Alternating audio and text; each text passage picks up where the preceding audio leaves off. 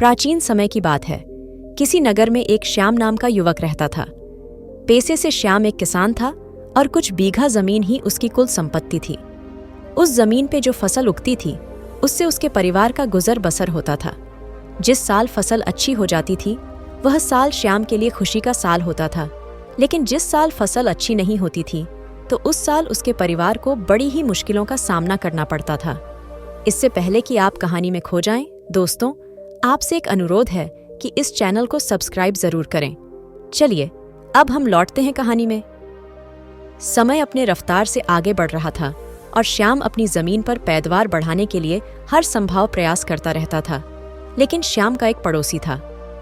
उसके पास कुछ गाय थीं और गायों के कुछ बछड़े थे। उसका पड़ोसी पेशे से एक ग्वाला था। अपनी गायों का दूध वह घर घर बेचकर अपना गुजर बसर किया करता था। लेकिन उसकी एक समस्या थी। वह गायों से दूध तो निकालना चाहता था, लेकिन जब बात उनको खिलाने पिलाने की आती थी, चारा डालने की आती थी, तो वह अपनी गायों को खुला छोड़ देता था, क्योंकि उसे पता था कि गाय दूसरों के खेतों में जाकर अपना पेट भरकर वापस उसी के पास आएगी। उसका काम सिर्फ गायों से दूध निकालने का था। उनकी देखभाल का जिम्मा वह लेना ही नहीं चाहता था। इसके वजह से बहुत से लोग उसे ताने भी देते थे, क्योंकि जब गाय उनके खेतों में घुसती थी तो फसलों को बड़ा नुकसान होता था। उनसे शिकायत करते कि जब दूध तुम निकालते हो तो उसको चारा तुम क्यों नहीं डालते हो, क्यों हमारी फसल बर्बाद करने के लिए उसे खुला छोड़ देते हो। इस पर वह कहता कि मैं गायों को पूरे दिन बंद नहीं रख सकता, उनको खुला छोड़ना चाहिए। गाय हमारी माँ होती है, और अगर तुम्हारी फसल खराब होती है तो तुम अपनी फसलों की निगरानी रखो। मैं कौन सा तुम्हारे खेत में छोड़ने के लिए जाता हूँ। और इस प्रकार वह अपनी बात को ऊपर रखते हुए दूसरों को नजरअंदाज कर देता था। एक दिन सुबह सुबह जब श्याम अपने खेतों में गया तो उसने पाया कि रात में गाय ने उसके खेत की बहुत सी फसल को खराब कर दिया था।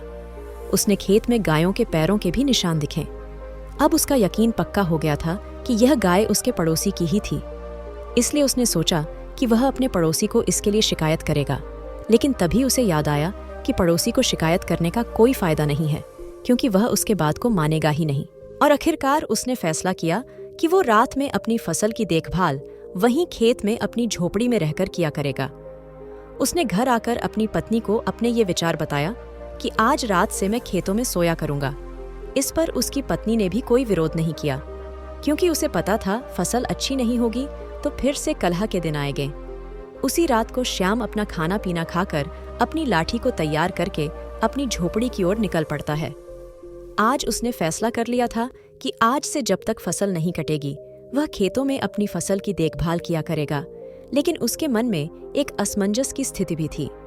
उसने सोचा कि अगर गाय मेरी फसल खाने के लिए आती है तो मैं उसे लाठी से मार तो नहीं सकता। बचपन से उसकी संस्कारों से उसकी ऐसी मान्यता थी कि गाय उसकी माँ समान है और माँ पर कोई लाठी कैसे चला सकता है। तो यहाँ पर असमंजस की स्थिति तो खरी होनी ही थी। इसलिए उसने सोचा कि मैं गाय को लाठी मारने के बजाय वैसे ही हाँक दिया करूंगा। गाय वैसे ही हाँकने से खेत से बाहर चली जाएगी। लेकिन रात में जब गाय फसल खाने के लिए उसके खेत पर पहुंची तो उसने उसे खेत से बाहर भगाने का बहुत प्रयास किया। वह इस कोने से गाय को बाहर हाँकने की कोशिश करता तो गाय उस कोने पर पहुंच जाती, लेकिन गाय उस खेत से बाहर निकलने का नाम ही नहीं ले रही थी। इसके कारण श्याम की झल्लाहट बढ़ती जा रही थी और अपने गुस्से के कारण वह खुद पर से काबू खोता जा रहा था। और आखिरकार वो घड़ी भी आ गई जब वह अपने सारे संस्कार भूल गया। और जब आदमी गुस्से से भर जाता है तो उसका विवेक, उसकी बुद्धिमानी, उसका सोच सब कुछ खत्म हो जाती है। ऐसा ही कुछ उसके साथ भी हुआ। वह भूल चुका था कि उसके संस्कार क्या है। और आखिरकार उसने लाठी उठाकर उसने गाय को पीटना शुरू कर दिया। इससे वो गाय खेत से बाहर भागने की कोशिश करने लगी और बाहर भागने की कोशिश में वो गाय एक जगह पानी में लिपटकर वहीं जमीन पर गिर गई। और दुर्भाग्यवश जहां गाय गिरी थी वहीं पर एक बड़ा पत्थर भी पड़ा हुआ था, जिसके कारण उस गाय की उस पत्थर पर गिरने की वजह से वहीं पर मौत हो गई। ये घटना होने के बाद श्याम का गुस्सा एकदम ठंडा हो गया। उसको एहसास हुआ कि उससे कितनी बड़ी गलती हो गई। वह सोच ही नहीं पा रहा था कि उसे क्या करना चाहिए। क्या उसने कोई पाप किया? क्या उसे ऐसा नहीं करना चाहिए था? इसी सोच विचार में वह पूरी रात सो नहीं पाया। और उसके सामने वह गाय तड़पती रही। उसने उसका इलाज करने की भी कोशिश की, लेकिन रात में न तो उसे कोई चिकित्सक मिल सकता था और न ही मदद के लिए कोई आसपास में मौजूद था, क्योंकि उसका खेत गांव से बहुत दूर था। वह पूरी रात उस गाय के सामने बैठा रहा और उस गाय को अपनी आंखों के सामने तड़पता हुआ देखता रहा। उसका दिल उसे बार बार धिक्कार रहा था। वह खुद से कह रहा था, तूने कितना बड़ा पाप कर दिया, इसका प्रायश्चित तू कैसे करेगा। जैसे ही सुबह हुई तो गांव के कुछ लोग उस तरफ आ पहुंचे, और जब उन्होंने श्याम को एक मृत गाय के सामने बैठा देखा तो उन लोगों को पूरी घटना समझने में देर नहीं लगी, और श्याम ने उनके सामने खुद माफी मांगते हुए कहा, यह उससे बहुत बड़ा पाप हो गया है। इसके बाद गांव में एक पंचायत रखी गई, और जिस ग्वाले की वह गाय थी, यानी कि श्याम का पड़ोसी, उसने पंचायत से न्याय की मांग की। यहाँ पर पंचायत को फैसला करने में कुछ ज्यादा तकलीफ नहीं हुई, क्योंकि श्याम खुद अपने आप को यहाँ पर दोषी मानकर बैठा हुआ था। पंचायत ने फैसला सुनाया कि जब तक श्याम अपने इस पाप को धो नहीं लेता, तब तक वह इस गांव में वापस नहीं आ सकता। इस पर श्याम ने पंचायत से पूछा भी कि वह अपने इस पाप को कैसे धो सकता है, तो पंचायत में बताया कि तुम 4 धाम की यात्रा करके आओ, उसके बाद तुम्हारा यह पाप धुल जाएगा। लेकिन अब भी श्याम की आंखों के सामने गाय का वह तड़पता हुआ चेहरा घूम रहा था, और उसे लग रहा था कि 4 धाम जाने के बाद उसका यह पाप किस तरह धुल जाएगा। क्या उस गाय की जिंदगी वापस आ जाएगी? क्या उसका वह दर्द मेरी आंखों के सामने से हट जाएगा? लेकिन फिर भी उनकी बात मानते हुए वह 4 धाम की यात्रा के लिए निकल पड़ता है। ये उस समय की बात है जब कोई साधना या वाहन नहीं हुआ करते थे, तो इंसान को अपने पैरों से ही चलना पड़ता था, या फिर घोड़ा गाड़ी या ऊंट गाड़ी पर जाना होता था। श्याम की यह यात्रा बहुत लंबी होने वाली थी। शायद उसे कई वर्ष लग जाते वापस लौटने में, लेकिन फिर भी श्याम अपने इस पाप को धोना चाहता था। लेकिन उसके मन में एक सवाल भी चल रहा था कि इस पाप का दोषी जितना वह है, उससे कई ज्यादा दोषी वह ग्वाला है, जो अपनी गाय को यूं ही दूसरे की फसल चढ़ने के लिए छोड़ देता था। यह सिर्फ उसके मन का एक सवाल था, लेकिन इस सवाल को वह वहां पर किसी से पूछ नहीं सकता था। जब वह अपने घर से 4 धाम की यात्रा के लिए निकल रहा था, तो उसकी पत्नी ने भी उसके साथ चलने के लिए आग्रह किया, लेकिन उसने अपनी पत्नी को वहीं पर रहकर अपने खेतों की देखभाल और अपने बच्चों की देखभाल करने के लिए कहा, और वह अकेला ही अपने पाप को धोने के लिए उस गांव से निकल पड़ता है। एक धाम से दूसरे धाम और दूसरे धाम से तीसरे धाम, इस प्रकार चलते चलते श्याम को बहुत समय हो गया था। कई साल बीत गए थे, लेकिन श्याम अब भी अपने आप को दोषी मान रहा था। उसके मन से उस गाय का वह चेहरा हट ही नहीं रहा था। जब वह अपने तीसरे धाम की यात्रा पर जा रहा था, तो उस यात्रा के बीच में एक जंगल पड़ता था, और उसी जंगल को पार करते हुए वह धाम था। जब श्याम उस जंगल को पार कर रहा था, तो उस जंगल में एक बौद्ध भिक्षु की कुटिया दिखाई दी। उसे बड़ा ही आश्चर्य हुआ, क्योंकि वहां आसपास कोई और मनुष्य दिखाई नहीं दे रहा था। कई कई मीलों तक किसी भी इंसान की वहां कोई बस्ती नहीं थी, और इस जंगल के बीच में ये एक भिक्षु अकेला क्या कर रहा था, इससे श्याम की जिज्ञासा और ज्यादा बढ़ गई, और वह अपनी जिज्ञासा को शांत करने के लिए उस बौद्ध भिक्षु के पास उस कुटिया में पहुंच जाता है। जब श्याम उस कुटिया में पहुंचा, तो उस वक्त वह भिक्षु ध्यान में था, लेकिन जैसे ही श्याम ने उस कुटिया में प्रवेश किया, वैसे ही भिक्षु अपने ध्यान से बाहर आ गया। ध्यान से बाहर आने के बाद श्याम ने उनसे पहला प्रश्न किया, जरा ध्यान से सुनिएगा। श्याम ने पूछा, महात्मा, आप इस जंगल में अकेले किस प्रकार रहते हैं? यहाँ पर न कोई इंसान है, न कोई बस्ती है। यहाँ पर आप अकेले किस प्रकार वास कर लेते हैं? इस पर भिक्षु ने बड़े ही सहज भाव से उत्तर दिया, इंसान को जीने के लिए सांसें और खाना चाहिए, जो यहाँ पर भली भांति मिल जाती है। सांसें ये पेड़ पौधे हमें देते हैं, और खाना भी ये पेड़ पौधे हमें इस जंगल में दे देते हैं। और जीने के लिए क्या चाहिए? इस पर श्याम ने पूछा, महात्मा, फिर भी इंसान को कोई तो चाहिए जिससे वह बात कर सके, जिससे अपनी भावनाएं व्यक्त कर सके। आपके पास तो यहाँ कोई भी नहीं है। इस पर भिक्षु ने जवाब दिया, यह तुम्हें लगता है कि मेरे पास कोई भी नहीं है, क्योंकि तुम्हारी आंखें सीमित चीजें ही देख पाती हैं, लेकिन मेरे पास वह भी है जो तुम्हारी आंखें नहीं देख पाती और जो कण कण में बसता है। इन बातों से श्याम को एहसास होने लगा था कि यह कोई साधारण भिक्षु नहीं है। इनकी समझ बहुत गहरी है और इनसे मुझे अपने सवालों के जवाब मिल सकते हैं। इसलिए श्याम ने उनको अपनी पूरी परिस्थिति बयान कर दी और सारी बात बताने के बाद श्याम ने बौद्ध भिक्षु से पूछा, महात्मा, 2 धाम की यात्रा तो मैं कर चुका हूँ और यह यात्रा करने के बाद भी मेरे मन का बोझ हल्का नहीं हुआ है। मुझे पता है कि मैं 4 धाम की यात्रा भी कर लूंगा तो भी मेरे मन की परिस्थिति यही रहेगी। कृपया करके आप मेरा मार्गदर्शन करें। मैं अपने इस पाप को कैसे धो सकता हूँ? इस पाप से कैसे मुक्ति पा सकता हूँ? यह सुनकर वह बौद्ध भिक्षु जोर जोर से हंसने लगता है। इस बात पर इतना जोर जोर से ठहाके लगाकर हंसता हुआ देख श्याम उन भिक्षुक से पूछता है कि महात्मा, इसमें हंसने की क्या बात है? आप इतने जोर जोर से क्यों हंस रहे हैं? इस पर वह भिक्षु कहता है, भंटे, तुम उस पाप को धोने की बात कर रहे हो जो तुमने किया ही नहीं है। तुम अंधकार में भटक गए हो। जो तुमने किया वह कोई पाप नहीं था। वह तुम्हें लगता है कि पाप है, लेकिन वास्तविकता में वह पाप नहीं है। अच्छा, यह बताओ, अगर तुम उस गाय को अपना पूरा खेत चढ़ने के लिए छोड़ देते तो क्या वह सही होता? जरा सोचो। इस पर श्याम कहता है, नहीं महात्मा, वो तो बिल्कुल भी अच्छा नहीं होता, क्योंकि किसानी करना तो मेरा पेशा है। अगर वह मेरे खेत की पूरी फसल खा जाती तो मैं अपना परिवार कैसे चलाता, अपना गुजर बसर कैसे करता?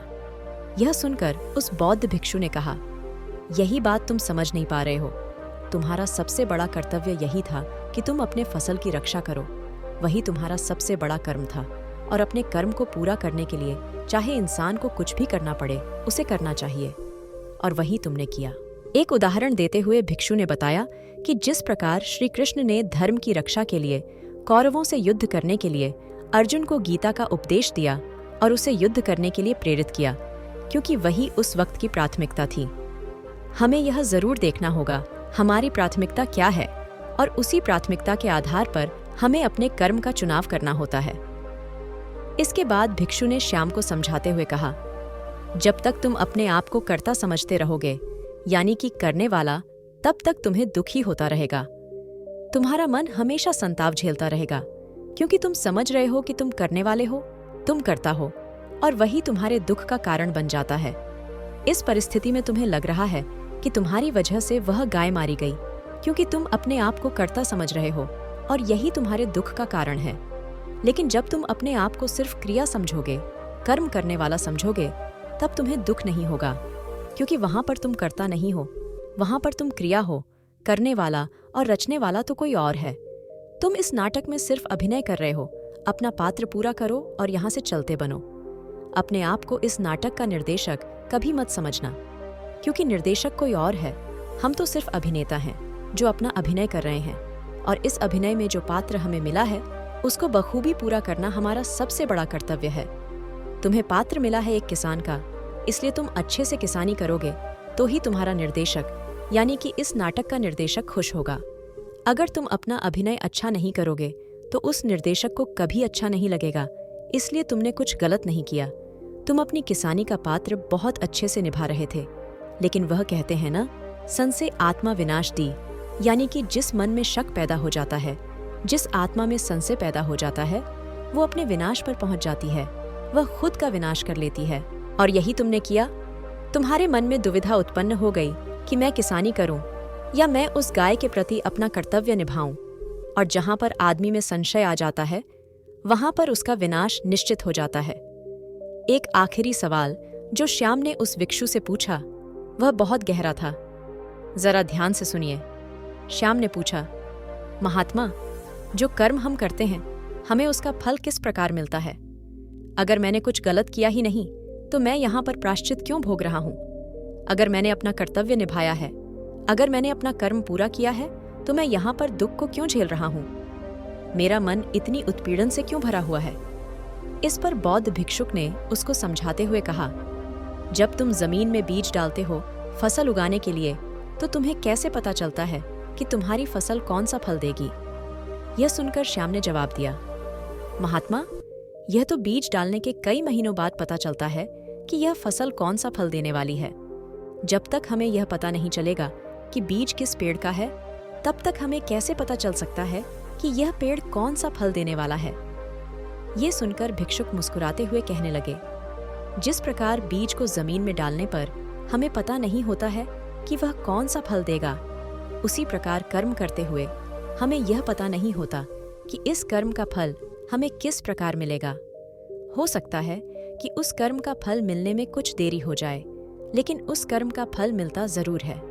लेकिन इंसान में उतना संयम नहीं रहता, वह इतनी दूरदृष्टि नहीं रखता, वह इतना सोच ही नहीं पाता। उसे तो अपने कर्मों का फल तक चरण चाहिए।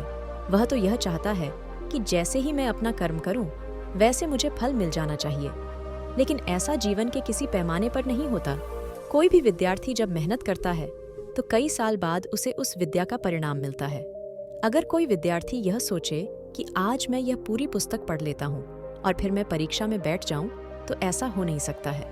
उसे सालों साल अभ्यास करना पड़ता है और उस अभ्यास का फल उसे कब मिलेगा, उसे यह पता भी नहीं होता। लेकिन फिर भी इंसान यह समझ नहीं पाता और हमेशा अंधकार में भटकता रहता है। अपनी बात खत्म करते हुए भिक्षु ने कहा, तुम अब अपने गांव लौट जाओ। तुम्हें 4 धाम की यात्रा करने की कोई जरूरत नहीं है। तुम अच्छे से गांव में जाकर अपना कर्म करो और वहां पर अपने परिवार की देखभाल करो। यही तुम्हारा अभिनय है और यही तुम्हारा पात्र है जो तुमने इस जीवन में निभाना है। ये सुनकर श्याम कहता है, महात्मा पंचायत ने मुझे दोषी पाया है और जब तक मैं अपनी सजा पूरी कर नहीं लेता, यानी कि अपना पाप नहीं धो लेता, तब तक मैं कैसे वापस जा सकता हूँ। यह तो धोखा होगा, छल होगा। इसका परिणाम मुझे बाद में भोगना होगा। इस पर वह भिक्षु कहता है, तुम एक बार अपने गांव में जाओ। वहां पर परिस्थितियां बहुत कुछ बदल चुकी होंगी। वह गांव अब वैसा नहीं रहा होगा जैसा कि तुम छोड़ कर आए थे, क्योंकि तुम अपने कर्म अच्छे से कर रहे थे और उन कर्मों के परिणाम अब वहां पर तुम्हारे परिवार को मिलने शुरू भी हो चुके होंगे। जाओ, इस चीज को अपने आंखों से देखो और कर्मों की इस विधान को भली भांति समझो। यह सुनकर श्याम अपनी यात्रा के बीच से ही वापस अपने गांव में लौट आता है और गांव में लौटकर वह क्या देखता है कि उसका वह ग्वाला पड़ोसी जो गाय को यूं ही छोड़ देता था, उसके पास अब एक भी गाय नहीं थी और दूसरी तरफ उसके परिवार के नाम पर गांव में एक गौशाला बनी हुई थी, जहां पर गांव के लोग अपनी श्रद्धा से कुछ न कुछ गायों के खाने के लिए चारा भेंट देते रहते थे। ये दृश्य देखकर श्याम आश्चर्यचकित रह गया। उसे समझ नहीं आया कि यह किस प्रकार हुआ। जब उसने लोगों से पूछा कि यह किस प्रकार हुआ, तो लोगों ने उसे बताया कि तुम्हारे जाने के बाद इस ग्वाले ने अपनी गाय रात में छोड़ना बंद नहीं किया और इसकी गाय दूसरों के खेत में जाके फसलों को नुकसान पहुंचाती रहती थी, जिससे सभी गांव वाले बहुत परेशान हो गए। और आखिरकार एक दिन पंचायत हुई और पंचायत ने यह निर्णय किया कि श्याम से कुछ गलत नहीं हुआ था। अपनी फसल को बचाने के लिए अनजाने में ही उससे यह गलती हो गई थी, लेकिन यह गलती नहीं मानी जा सकती और इसीलिए जो गाय उस ग्वाले ने छोड़ रखी थी, उन गायों को पकड़कर एक गौशाला बनाई गई और वह गौशाला श्याम के परिवार के नाम कर दी गई, क्योंकि पंचायत को एहसास हुआ कि श्याम को दोषी मानकर उनसे बहुत बड़ी गलती हुई थी। इसलिए अपनी गलती को सुधारने के लिए उन्होंने वह गौशाला श्याम के परिवार के नाम कर दी। ये दृश्य को देखकर श्याम की आंखें खुल गईं। उसे उस भिक्षु की वो बात याद आ गई कि जब हम जमीन में बीज डालते हैं, तब हमें यह पता नहीं होता कि वह बीज क्या फल देगा, लेकिन जिस दिन वह फल देता है, उस दिन हमें पता चलता है कि हमारा कर्म कितना सार्थक था। तो दोस्तों, कैसी लगी यह कहानी आपको? कमेंट सेक्शन में जरूर बताना और अच्छी लगी हो तो इस वीडियो को लाइक करके चैनल को सब्सक्राइब जरूर कर देना। तो मिलते हैं अगले ही किसी ऐसी कहानी में। तब तक के लिए अपना ख्याल रखें।